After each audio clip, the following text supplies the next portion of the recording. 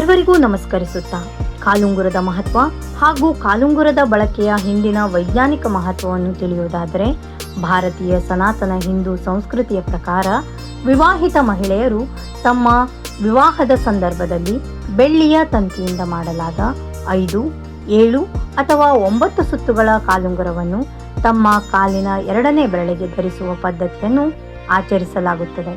ಇದು ಮುತ್ತೈದೆಯಾದಂತಹ ಸ್ತ್ರೀಯ ಲಕ್ಷಣವಾಗಿದೆ. ಇದು ಕೇವಲ ಹೆಂಗಳೆಯರು ತಮ್ಮ ಕಾಲುಗಳಿಗೆ ತೊಟ್ಟುಕೊಳ್ಳುವಂತಹ ಆಭರಣ ಮಾತ್ರವಾಗಿರದೆ ಇದು ಶಕ್ತಿ ಸಾಧನವಾಗಿದೆ. ಪ್ರಾಚೀನ ಭಾರತೀಯರು ಆಭರಣಗಳನ್ನು ಕೇವಲ ಶೃಂಗಾರಕ್ಕಾಗಿ ಮಾತ್ರವಲ್ಲದೆ ದೇಹದ ಶಕ್ತಿ ಸಂಚಾರವನ್ನು ನಿಯಂತ್ರಿಸುವ ಕಾರಣದಿಂದ ಧರಿಸುತ್ತಿದ್ದರು. ಆಯುರ್ವೇದದಿಂದ ತಂತ್ರಶಾಸ್ತ್ರದವರೆಗೆ ಕಾಲುಂಗುರಗಳಿಗೆ ವಿಶೇಷವಾದ ಸ್ಥಾನ ನೀಡಲಾಗಿದೆ. ಇದು ಸ್ತ್ರೀಯರಲ್ಲಿನ ಸಂಪೂರ್ಣ ಜೀವನ ಶಕ್ತಿಯನ್ನು ಸಮತೋಲನದಲ್ಲಿಡುವಂತಹ ಸಾಧನವಾಗಿದೆ. ಇತಿಹಾಸದ ಪುಟಗಳನ್ನು ತಿರುವಿದಾಗ ಸಿಂಧೂ ನಾಗರಿಕತೆಯ ಅನ್ವೇಷಣೆಯ ಸಂದರ್ಭದಲ್ಲಿ ಬೆಳ್ಳಿಯ ಕಾಲುಂಗುರಗಳ ಕುರುಹುಗಳನ್ನು ಕಾಣಬಹುದಾಗಿದೆ. ಇದರರ್ಥ ಸುಮಾರು 5000 ವರ್ಷಗಳ ಹಿಂದೆ ಸ್ತ್ರೀಯರು ಕಾಲುಂಗುರಗಳನ್ನು ತೊಡುತ್ತಿದ್ದರು. ರಾಮಾಯಣ, ಮಹಾಭಾರತದಂತಹ ಮಹಾಗ್ರಂಥಗಳಲ್ಲಿಯೂ ಕಾಲುಂಗುರಗಳ ಬಗ್ಗೆ ವಿಶ್ಲೇಷಣೆ ನೀಡಲಾಗಿದೆ. ಶಾಸ್ತ್ರಗಳಲ್ಲಿ ಉಲ್ಲೇಖಿಸಿರುವಂತೆ ಬೆಳ್ಳಿಯು ಚಂದ್ರನ ಧಾತುವಾಗಿದ್ದು ಚಂದ್ರನು ಸ್ತ್ರೀ ಶಕ್ತಿಯ ಪ್ರತೀಕವಾಗಿದೆ. ಹಾಗಾಗಿಯೇ ಕಾಲುಂಗುರಗಳನ್ನು ಬೆಳ್ಳಿಯಿಂದಲೇ ಮಾಡಲಾಗುತ್ತದೆ.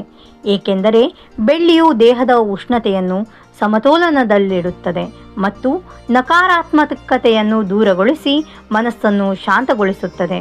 ಮದುವೆಯ ಸಂದರ್ಭದಲ್ಲಿ ಸ್ತ್ರೀಯರಿಗೆ ಈ ಆಭರಣಗಳನ್ನು ತೊಡಿಸುವುದರ ಅರ್ಥವು ಆಕೆ ಈಗ ಕೇವಲ ಒಬ್ಬ ಸ್ತ್ರೀ ಮಾತ್ರ ಆಗಿರದೆ ಸಂಪೂರ್ಣ ಮನೆಯ ಲಕ್ಷ್ಮಿಯಾಗಿದ್ದಾಳೆ ಎನ್ನುವುದಾಗಿದೆ.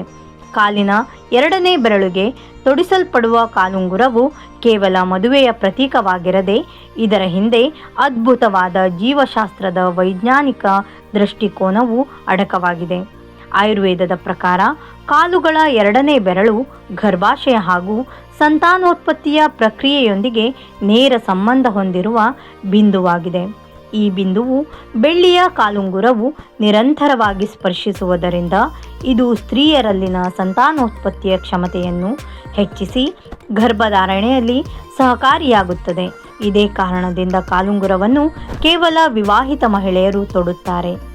ಏಕೆಂದರೆ ಇದು ಸ್ತ್ರೀಯರ ಮಾತೃತ್ವದೊಂದಿಗೆ ನಿಕಟ ಸಂಪರ್ಕವನ್ನು ಹೊಂದಿದೆ.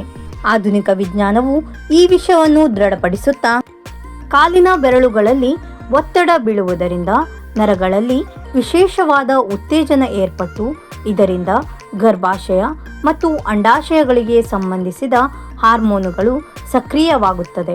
ಕಾಲುಂಗುರವು ಈ ಒತ್ತಡವನ್ನು ಸ್ವಾಭಾವಿಕವಾಗಿ ಮೂಡಿಸುತ್ತದೆ. ಅಷ್ಟೇ ಅಲ್ಲದೆ ಬೆಳ್ಳಿಯು ಶೀತಲ ಧಾತುವಾಗಿದ್ದು ದೇಹದ ಉಷ್ಣತೆಯನ್ನು ಸಮತೋಲನಗೊಳಿಸಿ ಮಾಸಿಕ ಚಕ್ರವನ್ನು ನಿಯಮಿತಗೊಳಿಸುತ್ತದೆ. ಸ್ತ್ರೀಯ ದೇಹದಲ್ಲಿನ ಶಕ್ತಿ ವಲಯಗಳ ಸಂಚಾರವು ಕಾಲುಗಳ ಮೂಲಕ ಭೂಮಿಯನ್ನು ಸ್ಪರ್ಶಿಸುತ್ತದೆ. ಇದರಿಂದ ಸ್ತ್ರೀಯರಲ್ಲಿ ತಾಳ್ಮೆ, ಸಹನೆ ಹಾಗೂ ಸಾಮರಸ್ಯದ ಗುಣಗಳು ವೃದ್ಧಿಗೊಂಡು ಸ್ತ್ರೀ ತನ್ನ ಸಾಂಸಾರಿಕ ಜವಾಬ್ದಾರಿಯನ್ನು ನಿರ್ವಹಿಸುವಲ್ಲಿ ಸಕ್ಷಮಗೊಳ್ಳುವಂತೆ ಪ್ರೇರೇಪಿಸುತ್ತದೆ. ಭಾರತೀಯ ಸನಾತನ ಪರಂಪರೆಯಲ್ಲಿ ಆಚರಿಸಲಾಗುತ್ತಿದ್ದ ಪ್ರತಿ ಆಚರಣೆಗಳ ಹಿಂದೆಯೂ ಅತಿ ಸೂಕ್ಷ್ಮ ವಿಚಾರಗಳು ಅಡಕವಾಗಿದ್ದವು. ಇದು ಕೇವಲ ಮೌಢ್ಯ ಅಥವಾ ಮೂಢನಂಬಿಕೆಯಾಗಿರದೆ ಅಗಾಧ ಜ್ಞಾನಿಗಳಾದಂತಹ ನಮ್ಮ ಪೂರ್ವಿಕರು ಮಾನವ ದೇಹದಲ್ಲಿನ ನರನಾಡಿಗಳ ಕಾರ್ಯಕ್ಷಮತೆಗಳನ್ನು ತುಂಬ ಚೆನ್ನಾಗಿಯೇ ಅರ್ಥ ಮಾಡಿಕೊಂಡಿದ್ದರಿಂದ ಇಂತಹ ಆಚರಣೆಗಳನ್ನು ಆಚರಿಸುತ್ತಿದ್ದರು. ಆದರೆ ಈಗಿನ ಆಧುನಿಕ ಜನಜೀವನವು ಫ್ಯಾಷನ್ ಎನ್ನುವ ಹೆಸರಿನಲ್ಲಿ ಇಂತಹ ಆಚರಣೆಗಳನ್ನು ಮೌಢ್ಯ ಎನ್ನುವ ಹಣೆಪಟ್ಟಿ ನೀಡುವ ಮೂಲಕ ಈ ಪದ್ಧತಿಯನ್ನು ಅನುಸರಿಸುವಲ್ಲಿ ಅಸಡ್ಡೆ ತೋರುತ್ತಿರುವುದು ವಿಷಾದನೀಯ.